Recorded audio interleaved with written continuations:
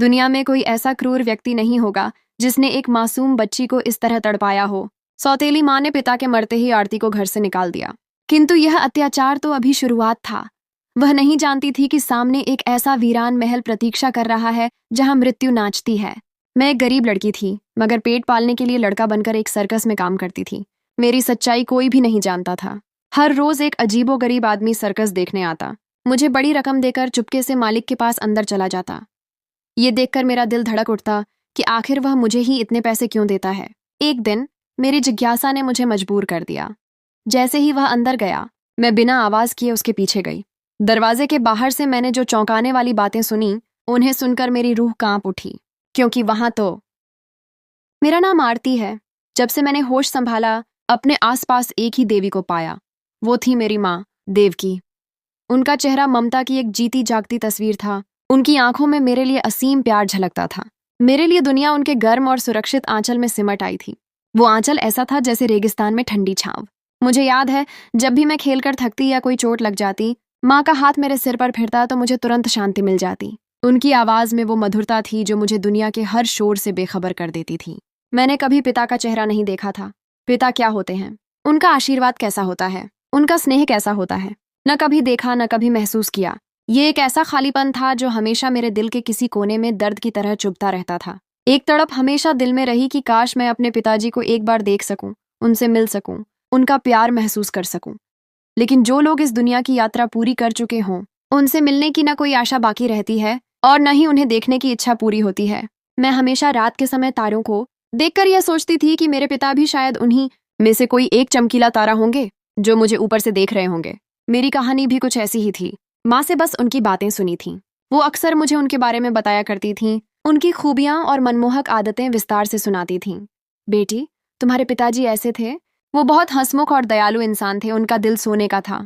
माँ की आवाज में उनकी यादों की मिठास और जुदाई का घाशम एक साथ झलकता था।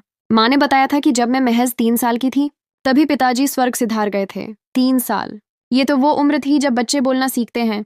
मगर मैंने अपने पिता का नाम भी सिर्फ माँ से सुना था। उनके जाने के बाद माँ मुझे लेकर मेरे मामा जी महेश के घर चली आई थी। मामा महेश अपनी बहन से बहुत लगाव रखते थे, मगर उनकी पत्नी मेरी मामी सरला का रवैया बिल्कुल अलग था। मामी सरला को हमारा वहां रहना बिल्कुल पसंद नहीं था। वो हर वक्त हमें खाने और रहने के लिए ऐसे ताने दिया करती थीं जैसे हम उन पर कोई असहनीय बोझ हों। उनके अल्फाज तीरों की तरह होते थे जो मेरी माँ के मासूम दिल को छलनी कर देते थे। देवकी, आखिर कब तक तुम और तुम्हारी बेटी यहाँ रहोगी? तुम्हारे पति ने पीछे कुछ छोड़ा नहीं और अब तुम इस घर का बोझ बन गई हो। हमें भी अपने बच्चों का पेट पालना होता है। उनकी यह बातें अक्सर ऊंची आवाज में होती थीं ताकि मामा महेश को भी सुनाई दें। मेरी माँ के चेहरे पर पड़ी थकान और फिक्र की झुर्रियों ने वो सारी बातें बिना कहे बता दी थीं। उन झुर्रियों में तकलीफ, शर्मिंदगी और धैर्य की एक लंबी दास्तान छिपी थी। इसीलिए माँ ने तुरंत ही एक छोटी मोटी नौकरी ढूंढ ली। उन्हें यह गुलामी की जिंदगी एक पल भी गवारा नहीं थी और वो अपनी बेटी को इस तरह की जिल्लत में नहीं रखना चाहती थी। नौकरी मिलते ही हमने मामा का घर छोड़ा और एक किराए के छोटे से घर में रहने लगे। वह घर बहुत छोटा था, मगर हमारे लिए वह सुकून का महल था। इसी दौरान मामा महेश ने शायद दया खाकर, या यूं कहें कि अपने बचपन के स्नेह की लाज रखते हुए, नाना जी की पैतृक संपत्ति में से माँ को उनका जायज हिस्सा दे दिया था। मामी सरला ने इस पर भी खूब हंगामा किया था। उनकी चीख पुकार पूरे मोहल्ले ने सुनी होगी, मगर मामा जी ने उनकी किसी भी बात पर ध्यान दिए बिना माँ को उनका कानूनी और नैतिक हक दे दिया, ताकि मेरी और मेरी माँ की जिंदगी में कुछ तो शांति आए। ये मामा की तरफ से एक आखिरी एहसान था जिसे माँ ने शुक्रिया के साथ कबूल किया। इन पैसों से माँ ने बस्ती के किनारे एक छोटा सा मकान खरीद लिया। घर छोटा था, सिर्फ 2 कमरों का, मगर हम दोनों के लिए किसी स्वर्ग से कम न था। यह हमारा अपना ठिकाना था जहाँ कोई हमें ताने नहीं मार सकता था। माँ की शिक्षा ज्यादा नहीं थी। वो सिर्फ 8वीं कक्षा तक ही PRH पाई थी कि उन्हें किसी अच्छी जगह नौकरी मिल पाती। इसीलिए वो एक कपड़ा कारखाने में सारा दिन मजदूरी करती थी और अपना और मेरा खर्चा उठाती थी। उनकी कड़ी मेहनत को देखकर मुझे अक्सर रोना आ जाता था। उन्होंने मुझे अच्छे स्कूल में दाखिला दिलवाया, हर वो चीज़ लाकर दी जिसकी मुझे ज़रूरत होती थी, और मेरी छोटी छोटी इच्छाएं भी पूरी की। मुझे याद है, जब मेरी सहेलियों के पास नए पेन होते थे तो माँ ने मेरी उदासी को भांप लिया था और अगले ही दिन अपनी मजदूरी से मुझे वही पेन लाकर दिया था। माँ होती ही ऐसी है शायद, जो खुद जितनी भी मुश्किल उठाए, मगर अपने बच्चे को हर वो चीज़ देने की कोशिश करती है जो उसकी ख्वाहिश हो। अपने बच्चे की पसंद की चीज दिलाने के लिए वो दिन रात की परवाह किए बिना प्यार की मूरत बन जाती है। उनकी निस्वार्थ कुर्बानियों का कोई मोल नहीं हो सकता और इसीलिए ईश्वर ने उनके कदमों में जन्नत रखी है। स्कूल से आकर सारा वक्त मैं माँ के साथ गुजारा करती थी। वो कारखाने से आने के बाद घर में भी लोगों के कपड़े सिलाई किया करती थी। उनके छोटे से काम के कमरे में कपड़ों के ढेर लगे होते थे और सिलाई मशीन की आवाज रात गए तक आती रहती थी। जब मैं छोटी थी तो उनके इतने काम करने से चिढ़ जाया करती थी। मुझे अकेलापन महसूस होता था और मैं चाहती थी कि वो सारे काम छोड़कर मेरे साथ वक्त गुजारें, मेरे साथ बैठें और बातें करें। ऐसा नहीं था कि वो मुझे वक्त नहीं देती थीं। वो रात के खाने के बाद ज़रूर मेरी कहानी सुनती थीं, मगर मैं चाहती थी कि मेरे घर आने के बाद वो ये सिलाई का काम न करें। मगर वो क्या करती? काम नहीं करती तो घर का खर्चा कैसे चलता? महंगाई के इस दौर में उनकी फैक्ट्री की तनख्वाह बमुश्किल 2 वक्त की रोटी पूरी करती थी और सिलाई का काम ही मेरी शिक्षा और अन्य खर्चों का जरिया था। यह वित्तीय मजबूरी वो मुझे उस वक्त समझा नहीं सकती थी। मैं गुस्से में उनसे कह दिया करती थी कि वो मुझसे जरा भी प्यार नहीं करती, इसीलिए तो मेरे साथ वक्त नहीं गुजारती। उन्हें बस अपने काम से प्यार है। मैं अक्सर रूठ कर दूसरे कमरे में चली जाती थी।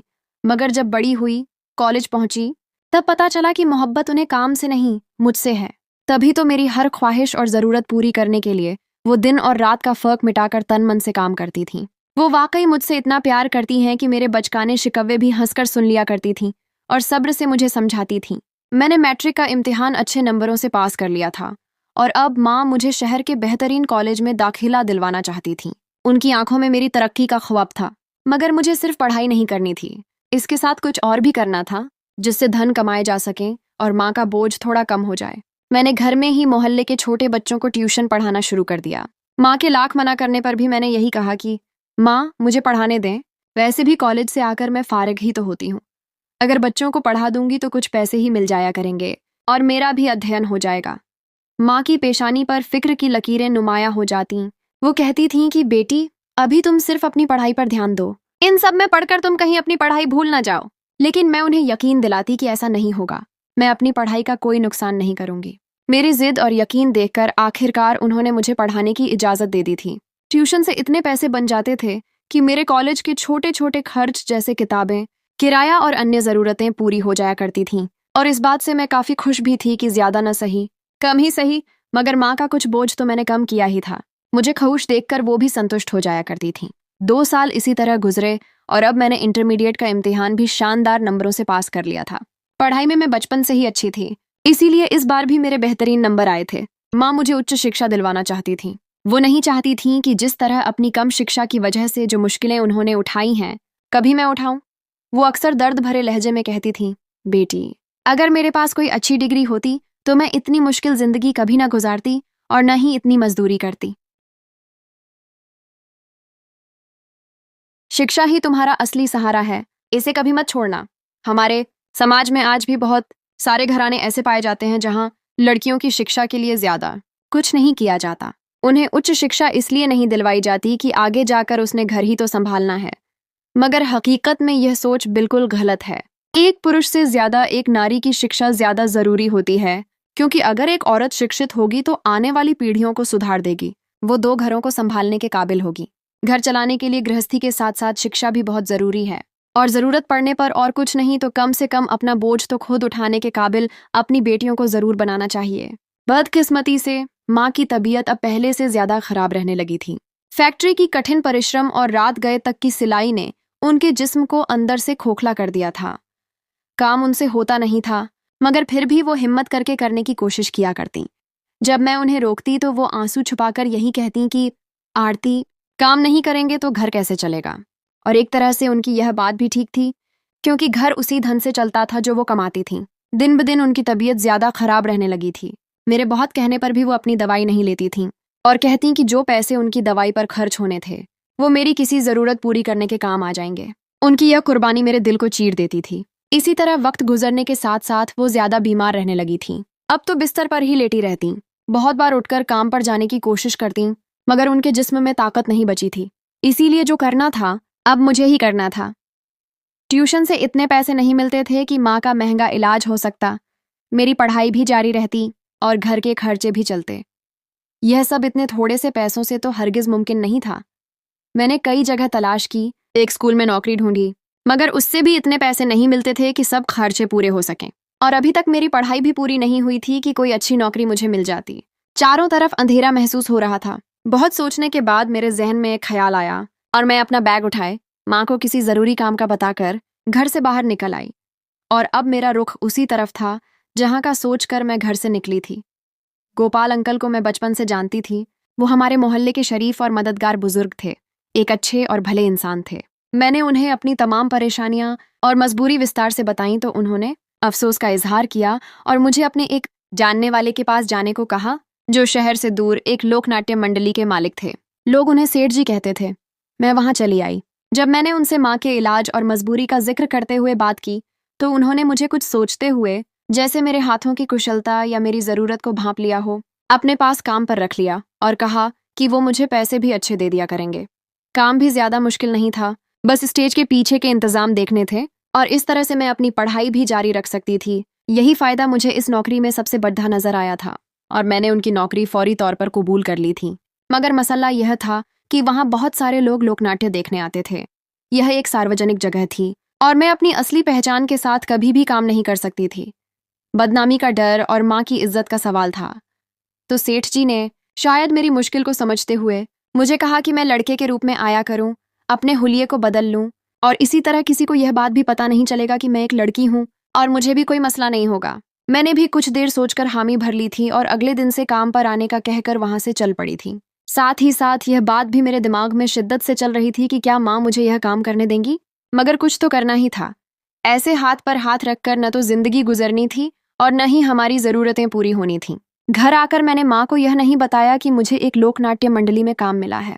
अगर यह बता देती तो वो अपनी जान की भी परवाह न करती और मुझे वहां कभी भी जाने न देती। इसलिए मैंने उनसे सफ़ेद झूठ बोला। उन्हें किसी दूर की चचेरी बहन के घर जाकर सिलाई के काम का कहकर मैं वहां जाने लगी थी। घर से मैं अपने असली हुलिये में निकलती, सादे लिबास में, और अपनी एक भरोसेमंद दोस्त के घर जाकर सारा हुलिया बदल लेती।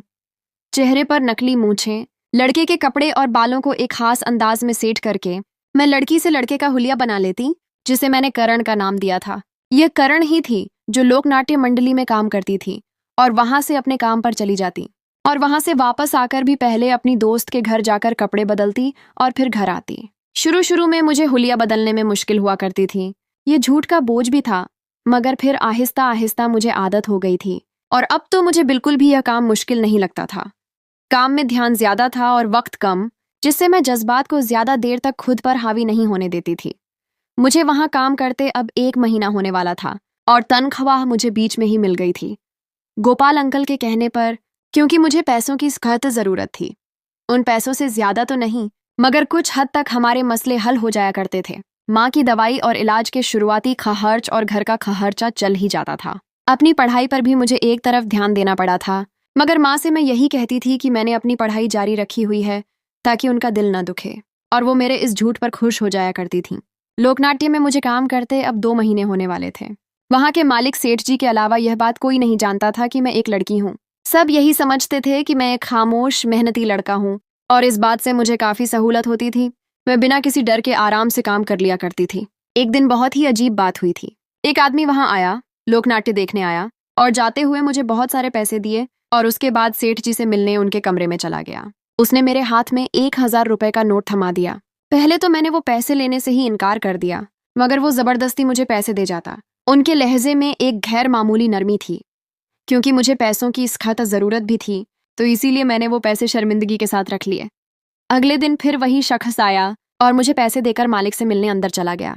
उसका यह गैर मामूली काम मेरे लिए पहेली बनता जा रहा था। इन पैसों से मुझे काफ़ी फायदा होता था। मैंने अपनी पढ़ाई भी दोबारा से शुरू कर दी थी। अब मेरा कॉलेज का रुख होने लगा था। वो शख्स अब रोज ही आता और मुझे पैसे देकर मालिक से मिलने चला जाता। जहां मैं खुश थी कि मेरी वित्तीय परेशानी कम हो रही है, वहीं यह बात भी मुझे परेशान करती थी कि आखिर वो शख्स क्यों रोज मुझे पैसे देकर जाता था। आखिर को वो कौन था? क्या वो जानता था कि मैं एक ज़रूरतमंद लड़की हूँ?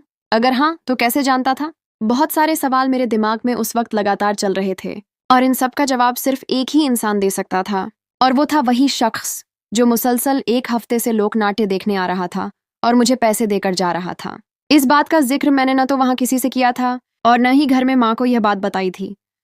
वो तो पहले ही मेरे काम करने से खुश नहीं थीं, मगर ज़रूरत के हाथों मजबूर थीं, और ऐसे में अगर उन्हें यह सब पता चलता तो वो कभी मुझे काम न करने देती और खुद बीमारी की हालत में भी काम करने चल पड़ती।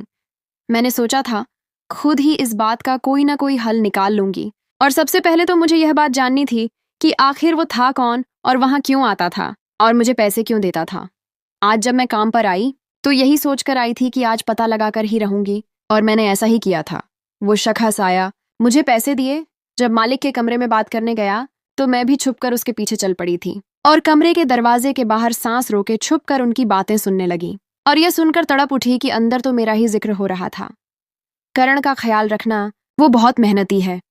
वो आदमी मुझे कैसे जानता था और क्यों मालिक से मेरे बारे में बात कर रहा था, और उसे कैसे पता था कि मैं एक लड़का नहीं बल्कि एक लड़की हूँ। इस बात ने मेरे होश उड़ा दिए थे। क्या इसीलिए वो रोज मुझे पैसे देकर मेरी मदद करता था? कौन था वो इंसान? वो जो कोई भी था, मगर उसकी बातों से मुझे यह अंदाजा हो गया था कि वो मुझे अच्छे से जानता था। मेरे बारे में वो सब जानता था जो यहाँ काम करने वाले और यहाँ आने वाले नहीं जानते थे। और मालिक से मेरा खास ख्याल रखने का क्यों कह रहे थे? उसकी आवाज में अपनापन और दर्द महसूस हो रहा था। घर आने के बाद भी वही सारी बातें मेरे दिमाग में चक्कर लगा रही थीं। माँ को भी यह सब नहीं बता सकती थी। अगर उन्हें बता देती तो वो मुझे दोबारा कभी वहां जाने न देती। वो तो पहले ही मेरे काम करने से खुश नहीं थी, मगर मजबूरी में काम करने दे रही थी। और अब अगर यह बात उन्हें मालूम हो जाती तो वो कभी मुझे काम न करने देती। मगर हमें अभी पैसों की सख्त जरूरत थी और मैं काम छोड़ भी नहीं सकती थी। इसीलिए मैंने उनसे इस बारे में कोई बात नहीं की थी और सोचा था कि कल जाकर मालिक से ही इस बारे में बात करूंगी। वो जरूर उस शख्स को जानते होंगे, आखिर को वो उनके पास आते हैं। यही सोचकर मैं सोने चली आई और बाकी का काम सुबह पर छोड़ दिया। अगली सुबह मैं वक्त से पहले ही काम पर आ गई थी, क्योंकि मुझे मालिक से मिलकर उस आदमी के बारे में पूछना था। पहले तो दिल में यह डर था कि कहीं वो मुझे काम से निकाल ही न दें। ये सब करके मैंने उनकी निजी बातें सुनी थीं। सोचा नहीं पूछती, जो भी हो मुझे क्या। मगर फिर जब उनकी बातें याद आती हैं तो दिल करता है कि पूछ ही लेती हूँ। ज्यादा से ज्यादा क्या होगा, नौकरी ही जाएगी और मिल जाएगी। मगर यह जानना तो जरूरी है कि वो है कौन और मुझे कैसे जानता है, क्यों वो मुझ पर मेहरबानी कर रहा था। यही सोचकर मैंने मालिक से बात करने का फैसला किया और उसी घड़ से उनके कमरे की तरफ आ गई। अंदर जाकर मैंने उनसे पूछा तो उन्होंने यही कहा कि वो उनका कोई पुराना काम करने वाला था। पहले उनका छोटा सा कर्मचारी था और फिर देखते ही देखते काफी धनवान आदमी बन गया। जब मैंने उनसे अपने बारे में पूछा कि वो आपसे मेरे बारे में क्या कह रहा था, तो उन्होंने हिचकिचाते हुए कहा कि उसने सिर्फ यही कहा था कि इस बच्ची का खास ख्याल रखना, ध्यान रखना, कोई इसे परेशान न करे, और इसके लिए वो मुझे पैसे भी देता है। मैं यहाँ उनसे उनके बारे में पूछने आई थी और उल्टा वो मुझसे ही पूछ रहे थे कि वो कौन है, क्या मेरा कोई जानने वाला है, जबकि मैं तो खुद यहाँ उसके बारे में जानने आई थी। मैंने तो आज तक इस इंसान को कभी नहीं देखा था और न ही वो हमारा रिश्तेदार था। अपने सब रिश्तेदारों से मैं अच्छे से वाकिफ थी। वो भी हम पर अपना पैसा खर्च न करते तो ये कौन था? माँ शायद उन्हें जानती होती, मगर उनसे कैसे पूछती? उनकी तबीयत पहले ही खराब थी। फिर मैंने यही सोचा था कि उसी शख्स से पूछना पड़ेगा। आज मेरा यह इरादा था कि वो जब भी आया तो मैं उससे जरूर पूछूंगी कि वो कौन था। अगले 2 दिन मैं इसी बेचैनी में थी, मगर अब वो शख्स नहीं आ रहा था। पहले तो वो रोज आता था, मगर जब से मैंने यह राज जानने की कोशिश की थी उस दिन से वो नहीं आ रहा था। क्या उसे पता चल चुका था कि मैं उससे कुछ पूछने वाली हूँ? मगर उसे कैसे पता होगा? जिस दिन मैंने मालिक से बात की थी उस दिन के बाद तो वो आया ही नहीं था। मालिक ने तो कुछ नहीं बताया होगा, यह तो पक्का था। तो फिर वो क्यों नहीं आया था? शायद किसी काम की वजह से नहीं आ सका। यही सोचकर मैं रोज उसका इंतजार करने लगी थी और रोज ही वो शख्स न आता। 1 हफ्ता गुजर चुका था। वो जो रोज यहाँ आता था अब 1 हफ्ते से 1 दिन भी नहीं आया था। मैं यही सोच रही थी जब मालिक ने मुझे अपने कमरे में बुलाया था। मैं वहां गई तो उन्होंने काफी सारे पैसे मुझे पकड़ डरा दिए और कहा कि यह उसी शख्स ने भेजे हैं तुम्हारे लिए, जो रोज यहाँ आता था। उसने आज तुम्हारे लिए यह पैसे भेजे हैं। उन्होंने वो पैसे मेरी तरफ बढ़ाकर कहा था। मुझे हैरत हुई थी। इस बार मैंने वो पैसे डरते हुए उनसे लिए थे और घर आ गई थी। पूरी रात मुझे नींद नहीं आई थी, यही सोच करके कि वो कौन है। मुझे उससे एक बार तो मिलना था, मगर कैसे मिलती? अब तो उसने वहां आना भी छोड़ दिया था। करूं तो क्या करूं? इसी कश्मकश में रात कब गुजरी कुछ पता न चला। सुबह माँ ने पूछा कि कोई परेशानी है। उन्हें शायद मुझे देखकर ही अंदाजा हो गया था, मगर मैं यह सब बताकर उन्हें और परेशान नहीं करना चाहती थी, इसीलिए पढ़ाई का बहाना बना दिया था। आज मुझे अपने मालिक से उस शख्स का ठिकाना मालूम करना था, ताकि उससे मिलकर कम से कम इस उलझन से तो आज़ाद होती। कोई और बात होती तो शायद मुझे भी उसे जानने का इतना उत्सुकता न होती, मगर यहाँ बात मेरी अपनी ज़ात की थी। कोई मुझे जानता था और मेरी मदद कर रहा था। वो भी बिना किसी गर्ज के। ऐसा कैसे हो सकता था? इन सब में कुछ ना कुछ तो उसका भी फायदा होगा, जब ही तो वो ऐसा कर रहा होगा। यही जानने के लिए मैंने मालिक से उसका पता पूछा था, जो कि उन्होंने यह कहकर नहीं दिया था कि वो नहीं जानते। मगर मुझे पता था कि वो मुझसे झूठ बोल रहे थे। वो जानते थे, मगर मुझसे क्यों छुपा रहे थे? बहुत बार कहने पर आखिरकार उन्होंने मुझे उस शख्स का पता बता दिया था और अब मुझे उसके घर जाना था। सोचा कल जाऊंगी और साथ में माँ को भी बताऊंगी कि मुझे कहीं और भी जाना है तो देर हो जाएगी। इसीलिए आज जाने का इरादा त्याग करती मैं घर की तरफ चल पड़ी थी, ये सोच करके कि अब कल ही जाऊंगी। आज मुझे काम से फारिग होकर जाना था। माँ को मैं दोस्त का बताकर आई थी। मालिक का दिया हुआ पता मेरे हाथ में ही था और मैं उस घर को ढूंढने लगी थी। आखिरकार मुझे वो घर मिल ही गया था। एक शानदार कोठी थी जो उस शख्स की अमीरी का सबूत थी। दस्तक देकर उसके खुलने का इंतजार करने लगी। काफी देर इंतजार करने के बाद भी जब दरवाजा नहीं खुला तो मैंने फिर से बजाया, मगर फिर भी किसी ने नहीं खोला। मुझे हैरत हुई थी कि कोई है तो खोल क्यों नहीं रहा था। इससे पहले मैं फिर से बजाती, वहीं रास्ते से गुजरते एक बुजुर्ग ने मुझे बताया कि इस घर का मालिक तो कल से ही कहीं गया हुआ है और अभी तक वापस नहीं आया। दरवाजे की चाबी वाला ताला लगा हुआ था, शायद इसीलिए मुझे पता नहीं चल रहा था कि घर के अंदर कोई नहीं है। मैं मायूस होकर वापसी को पलटी थी। आज मैं पूरी उम्मीद से यहाँ आई थी कि अपने हर सवाल का जवाब लेकर ही जाऊंगी, मगर घर को बंद देखकर ऐसा लग रहा था जैसे यह राज अब शायद राज ही रहे। इस शख्स तक शायद मैं कभी नहीं पहुंच सकती थी। मैं उस वक्त को पछता रही थी जब वो रोज लोकनाट्य मंडली में आता था।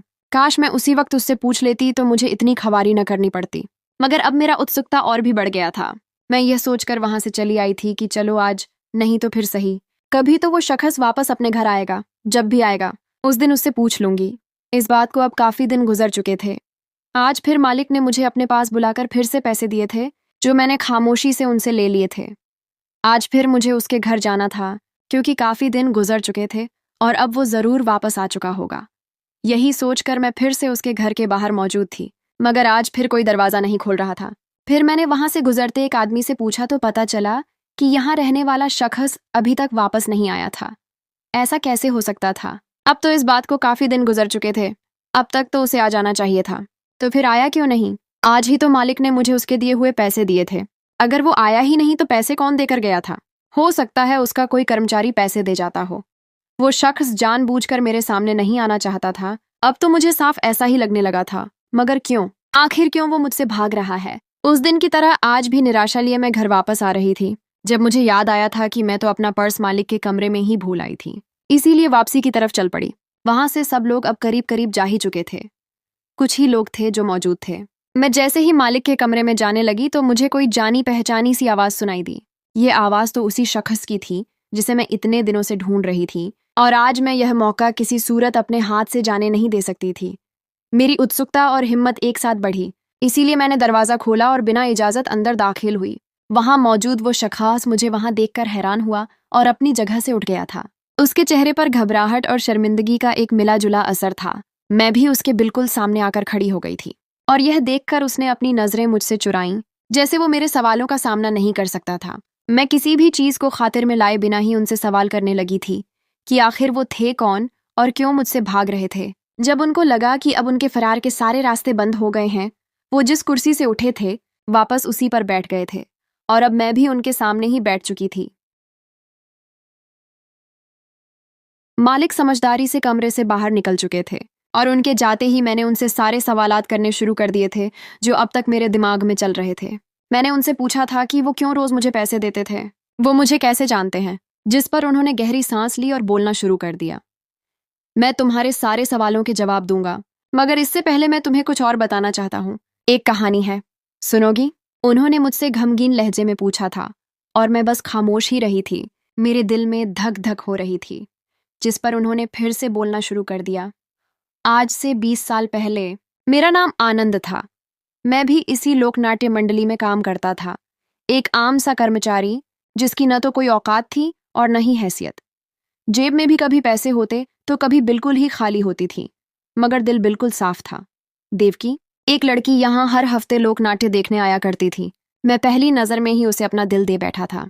मुझे वो अच्छी लगने लगी थी, बहुत खूबसूरत थी। पहले तो सोचा कि इस मोहब्बत को अपने दिल के किसी कोने में दफन करके रख देता हूँ, मैं उसके लायक नहीं हूँ। मगर फिर सोचा क्या पता मिल ही जाए, हर्ज ही क्या है बात करने में। वो दौर ऐसा था कि जब कोई अच्छा लगता था तो उसको बताने की बजाय घर में रिश्ता भेज दिया जाता। मैंने भी वही किया, अपनी माँ को बताया उस लड़की के बारे में। और मेरी खुशकिस्मती थी या फिर बदकिस्मती थी, वो लड़की मेरी माँ के रिश्तेदारों में से ही निकली थी।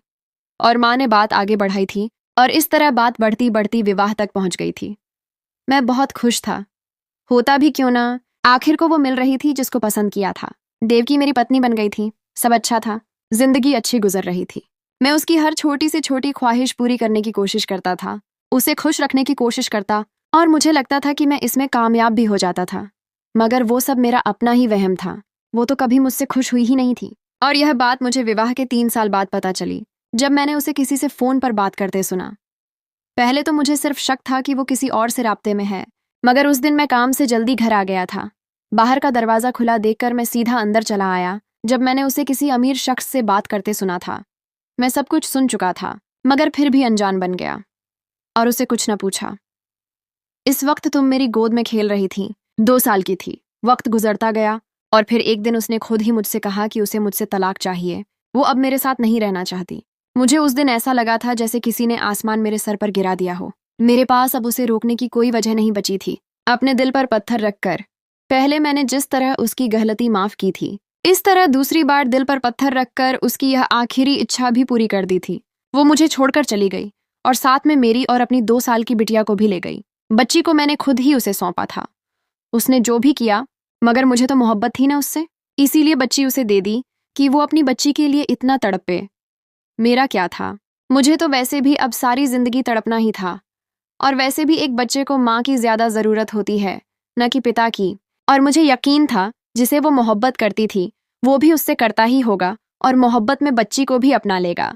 बस यही सोचकर मैंने उसे जाने दिया। मैंने उसके बाद दूसरी शादी नहीं की थी, न दिल माना और न मुझे जरूरत महसूस हुई। वक्त गुजरता गया और उसके साथ जिंदगी भी। मैंने अपना सारा वक्त अपने काम को देना शुरू कर दिया और आज एक बड़ी कंपनी का मालिक हूँ। वो अपनी बात कहकर खामोश हो गए थे, मगर मुझे उसकी बात की हैरत थी कि यह कहानी उन्होंने मुझे क्यों सुनाई थी। खैर, मुझे क्या था, मुझे तो अपने सवालों का जवाब चाहिए था जो मैंने पूछना शुरू कर दिए थे। आप मुझे कैसे जानते हैं? पहला सवाल यही था और फिर मैंने पूछ लिया था, मगर जो जवाब मुझे मिला था उसने मुझे कुछ और पूछने के काबिल छोड़ा ही नहीं था। वो बेटी तुम आरती और कोई नहीं, मेरी थी, और सामने बैठा शख्स और कोई नहीं, मेरा अपना बाप था। मेरा नाम आनंद है। मुझे लगा था अभी मेरे जिस्म से रूह निकलने वाली होगी। सदमा इतना गहरा था कि अल्फाज नहीं थे। बचपन से यही सुनती आ रही थी कि मेरा बाप तो बचपन में ही मर गया था, मगर आज वो मेरे सामने था, जिंदा। बिल्कुल ठीक। इतना बड़ा सच मुझसे क्यों छुपाया गया, मुझे समझ नहीं आ रही थी। कुछ देर अपने आप को संभालने के बाद आंसू पोंछते हुए मैंने अगला सवाल किया था, वो क्यों मुझसे छुप रहे थे? क्यों मुझसे मिलना नहीं चाहते थे? जिस पर उन्होंने कहा कि वो मुझे सच नहीं बताना चाहते थे। वो नहीं चाहते थे वो माँ जिसने मुझे पाला, सारी जिंदगी संभाला, मैं उनसे बदगुमान हो जाती, किसी भी वजह से उनसे नफरत करती। वो तो ये समझ रहे थे कि इतने सालों से हम दोनों अपनी जिंदगी में खुश हैं। माँ ने जिस शख्स से विवाह किया था उसने हमें सब कुछ दिया होगा, क्योंकि वो एक धनवान इंसान था। उन्हें क्या मालूम था कि हम तो एक गरीबी में घिरी जिंदगी जी रहे थे, जिंदगी को जिंदगी नहीं बल्कि मजबूरी समझकर गुजार रहे थे। यह बात उन्हें उस दिन पता चली जब वो अपने पुराने दोस्त से मिलने लोकनाटी आए थे।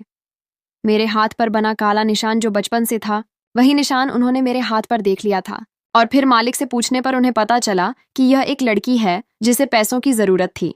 ये बात मालूम नहीं है, उस दिन उन्हें लगा था कि वो और कोई नहीं, उनकी अपनी बेटी है। और फिर जब उन्होंने मेरे घर का और हर चीज का पता लगाया तो उन्हें मालूम हो गया था कि मैं उन्हीं की बेटी हूँ। मेरी मदद करने के लिए वो रोज मुझे पैसे दे जाते और मालिक से मेरा ख्याल रखने का कहते और चले जाते। मुझे अभी तक अपने कानों और आंखों पर यकीन नहीं हो रहा था कि यह क्या हो रहा था। अपने आंसू साफ करते हुए मैंने उनकी तरफ देखा। उन्होंने मुझे बड़ी मोहब्बत से अपने सीने से लगाया और चुप करवाने लगे। उनके सीने की गर्मी में मुझे वही सुकून मिला जो हमेशा माँ के आंचल में मिलता था। कुछ वक्त इसी तरह गुजरा। जैसे ही मुझे वक्त का अंदाजा हुआ, मैं उनसे अलग हुई और घड़ी देखी। काफी वक्त गुजर चुका था और मुझे माँ की फिक्र थी, वो जरूर आज गुस्सा करेंगी मेरे देर से घर जाने पर। इतने सालों बाद अपने बाप से मिली थी, दिल तो नहीं चाह रहा था कि उन्हें छोड़कर जाऊं, मगर मजबूरी थी, जाना भी जरूरी था। घर माँ इंतजार कर रही थी, इसीलिए मैं अपने आंसू साफ करती, अपना बैग उठाती वहां से घर आ गई थी। सारे रास्ते मेरे जहन में यही चल रहा था कि आखिर माँ ने पिताजी को क्यों छोड़ा, वो भी किसी और के लिए, जबकि पिताजी तो उनसे बहुत मोहब्बत करते थे। उन्होंने ऐसा क्यों कहा कि मेरा बाप मर चुका है, इस बात की तो मुझे समझ आ चुकी थी कि पिताजी की तरह वो नहीं चाहती थीं कि मैं उन्हें गलत समझूं या उन्हें नफरत की नज़र से देखूं। घर आकर मैंने उनसे इस मुलाकात के बारे में कोई बात नहीं की थी। मैं नहीं चाहती थी यह बात उन्हें पता चले और वो खुद को मेरा अपराधी समझें या मेरे सामने शर्मिंदा हों। पिताजी से मेरी मुलाकात घर से बाहर ही हो जाया करती थी और अब तो मैंने लोक नाट्य वाला काम भी पिताजी के कहने पर छोड़कर अपनी पढ़ाई पर ध्यान देने लगी थी। घर से काम का कहकर जाती और वहां जाकर पिताजी के पास चली जाती। वहां बैठकर पढ़ाई करती। कभी वो मुझे मेरी बचपन की तस्वीरें दिखाते तो कभी अपनी और माँ की शादी की तस्वीरें। क्या रह गया था उनके पास माँ के उन्हें छोड़कर जाने के बाद? बस यही कुछ यादें और तस्वीरें जिनके सहारे उन्होंने अपनी सारी जिंदगी गुजार दी थी। उनकी आंखों में अतीत का दर्द साफ झलकता था। आज भी बातें करते वक्त का नहीं पता चला और देर हो गई थी। पिताजी ने कहा वो खुद मुझे घर छोड़ने जाएंगे, इसीलिए आज मैं उनके साथ आई थी। और माँ जो कब से मेरा इंतजार कर रही थी, उन्होंने मुझे पिताजी के साथ आते देख लिया था। जब ही मेरे घर आते उन्होंने मुझसे पूछा था कि बेटी तुम किसके साथ आई हो। उनकी आवाज में बेचैनी और खौफ था। और इसी तरह उस दिन उन्हें यह बात पता चल गई थी कि मैं पिताजी से मिल चुकी हूँ और सारी सच्चाई भी जान चुकी हूँ, जिस पर वो खामोश रही थीं। उनकी आंखों में एक तड़प था, एक शर्मिंदगी सी थी जो मैं देखना नहीं चाहती थी, इसीलिए यह सब उनसे अब तक छुपा रखा था। तब उन्होंने मुझे अपने पास बिठाया और आंसुओं से भीगी आवाज में बताया कि सारी गलती उन्हीं की थी। उन्होंने आनंद जैसा अच्छा और ईमानदार इंसान को दौलत की लालच में छोड़ दिया, और जिसके लिए छोड़ा उसने भी 2 साल बाद उन्हें अपनी जिंदगी से किसी और के लिए निकाल दिया। उसके बाद वो मुझे लेकर अलग रहने लगे। मुझे उन्होंने पिताजी को इसलिए नहीं दिया कि वो यही समझ रही थीं कि शायद उन्होंने दूसरी शादी कर ली होगी। उनके पास तो सब कुछ होगा, मगर माँ के पास सिर्फ मैं ही थी। इसीलिए उन्होंने मुझे अपने साथ रखा और यह कहा कि मेरे पिताजी मेरी बचपन में ही मर गए थे। उनकी कोई तस्वीर तक मुझे नहीं दिखाई थी कि कहीं वो मुझे मिल गए और मैंने उन्हें पहचान लिया। तो यही वजह थी कि मैं उस वक्त उन्हें पहचान नहीं पाई थी। पिताजी माँ से मिलने घर आए थे और माँ ने उनसे अपनी की गई हर ज्यादती और गलती की माफी भी मांग ली थी। पिताजी ने माँ का इलाज एक बड़े और अच्छे अस्पताल में करवाना शुरू कर दिया था और मुझे शहर की सबसे अच्छी विश्वविद्यालय में दाखिल करवा दिया था ताकि मैं बड़े सपने देख सकूं। 1 साल बाद माँ का बहुत इलाज करवाने के बाद भी उनकी बीमारी बहुत बढ़ चुकी थी। वो 6 माह पहले हमें छोड़कर स्वर्ग सिधार चुकी थी। उनके आखिरी लम्हों में सुकून था कि मेरी जिंदगी संवर गई थी और वो पिताजी से माफी मांग चुकी थी और अब मैं अपने पिताजी के साथ ही रहने लगी थी। वो मेरा बहुत ख्याल रखते थे ताकि मुझे माँ की कमी महसूस ना हो। वो मुझे हर खुशी देने की कोशिश करते थे, मगर माँ की जगह आज तक कौन ले पाया है। मैं उनके साथ खुश थी, मगर माँ की याद आती थी और मैं उदास हो जाया करती थी। जिंदगी में सब कुछ नहीं मिलता, मगर हाँ, कुछ ना कुछ जरूर मिलता है। कभी कभी हम सर्वश्रेष्ठ की तलाश में अपना बेहतर भी खो देते हैं। कोशिश करें कि जो हासिल है उसके साथ खुश रहें और जो नहीं है उसे किस्मत का लिखा समझें।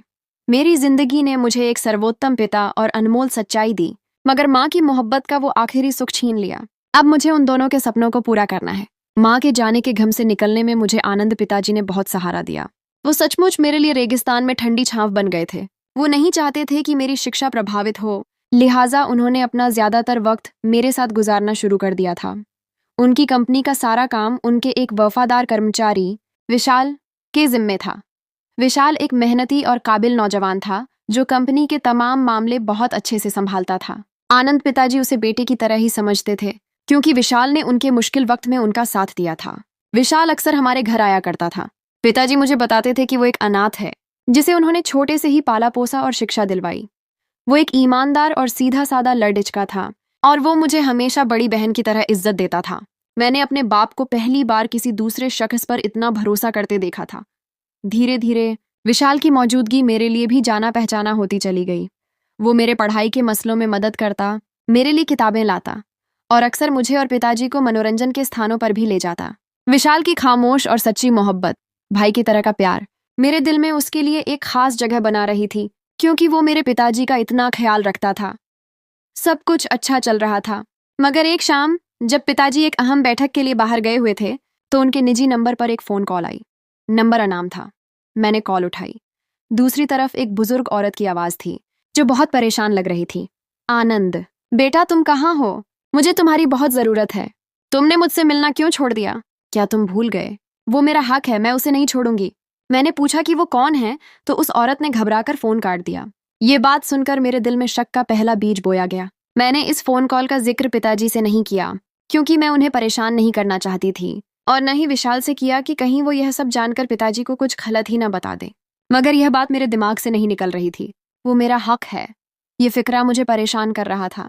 अगले दिन मैंने बहुत सोचने के बाद विशाल से इस कॉल के बारे में बात करने का फैसला किया, क्योंकि वो पिताजी का सबसे बड़ा राजदार था। मैंने विशाल को सारी बात बताई और यह भी कहा कि हो सकता है यह कोई ऐसा शख्स हो जो पिताजी की दौलत पर नजर रखे हुए हों। विशाल फौरन जांच में लग गया और 2 दिन बाद वो एक पुरानी तस्वीर लेकर मेरे पास आया। इस तस्वीर में पिताजी के अतीत की झलक थी। एक नौजवान जो बिल्कुल आनंद पिताजी जैसा दिखता था, एक औरत और एक छोटे बच्चे के साथ खड़ा था। औरत के चेहरे पर प्रवास की कड़वाहट साफ झलक रही थी, मगर मेरे पिताजी जैसा दिखने वाला शख्स बिल्कुल खुश था। आरती जी, मुझे शक है कि यह पिताजी के किसी दूसरे रिश्ते की कहानी है। यह तस्वीर मुझे उनके पुराने कागजातों के डिब्बे से मिली है। ये औरत पिताजी की पहली पत्नी हो सकती है, आपकी माँ देवकी के अलावा कोई और वो फोन कॉल शायद इसी से संबंधित हो, विशाल ने डर के लहजे में कहा। यह सुनकर मेरे कुदमों तले से जमीन निकल गई।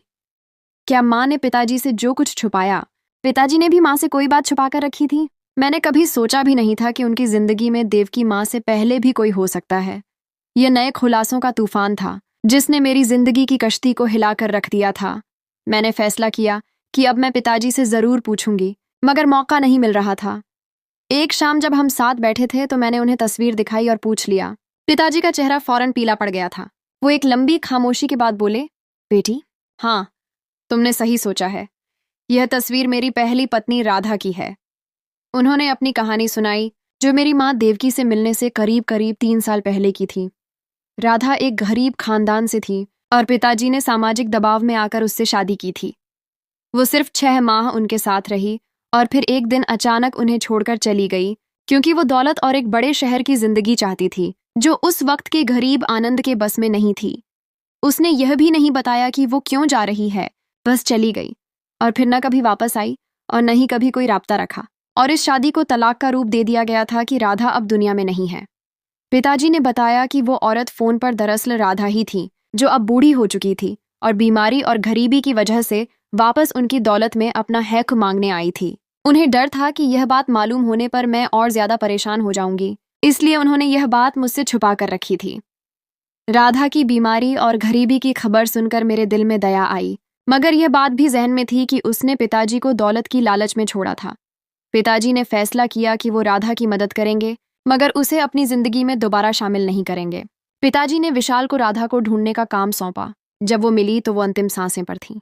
पिताजी ने उसके लिए अच्छा इलाज करवाया और एक मुनासिब रकम भी दी ताकि वो बाकी जिंदगी सुकून से गुजार सके। राधा को जब पता चला कि आनंद इतनी बड़ी शख्सियत बन चुके हैं तो उसने आंसुओं से माफी मांगी, मगर पिताजी ने उसे साफ कह दिया कि अब बहुत देर हो चुकी है। इस वाक़े ने मुझे सिखाया कि इंसान की लालच उसे कहाँ से कहाँ पहुंचा सकती है। मेरी माँ देवकी ने भी लालच में आकर पिताजी को छोड़ा और राधा ने भी, मगर दोनों को अपने किए की सजा मिली। वक्त गुजरता गया, मैंने अपनी शिक्षा पूरी की और अब पिताजी की कंपनी के कानूनी मामलों में उनकी मदद करने लगी। विशाल और मेरे दरमियान खामोश गहरा लगाव बढ़ता गया। वो सिर्फ पिताजी का कर्मचारी नहीं, बल्कि एक भरोसेमंद दोस्त और सच्चा हमदर्द बन चुका था। एक दिन पिताजी ने हम दोनों को अपने पास बुलाया और मेरी तरफ देखकर मुस्कुराते हुए विशाल से पूछा, बेटा, अब जब तुमने मेरे तमाम काम संभाल लिए हैं तो क्या मेरी बेटी की जिम्मेदारी भी उठाओगे? पिताजी की बात सुनकर मैं शर्म से लाल हो गई, मगर विशाल की आंखों में चमक साफ नजर आ रही थी। उसने बिना किसी हिचकिचाहट के कहा, जी पिताजी, ये तो मेरा हक है और मैं इसे जरूर कबूल करूंगा। पिताजी ने हम दोनों की शादी बहुत धूमधाम से की। मुझे एक मोहब्बत करने वाला पिता तो मिला ही था, मगर अब विशाल की शक्ल में एक हमदम, एक सर्वोत्तम पति भी मिल चुका था। मेरी जिंदगी में अब सिर्फ माँ की कमी थी, जिसे पिताजी और विशाल ने अपनी मोहब्बत से कभी महसूस नहीं होने दिया। जिंदगी में सब कुछ नहीं मिलता, मगर हाँ, कुछ ना कुछ जरूर मिलता है।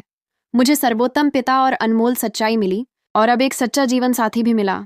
अब मेरी जिंदगी का मकसद था पिताजी और विशाल के साथ मिलकर अपनी जिंदगी को एक मुकम्मल कहानी बनाना।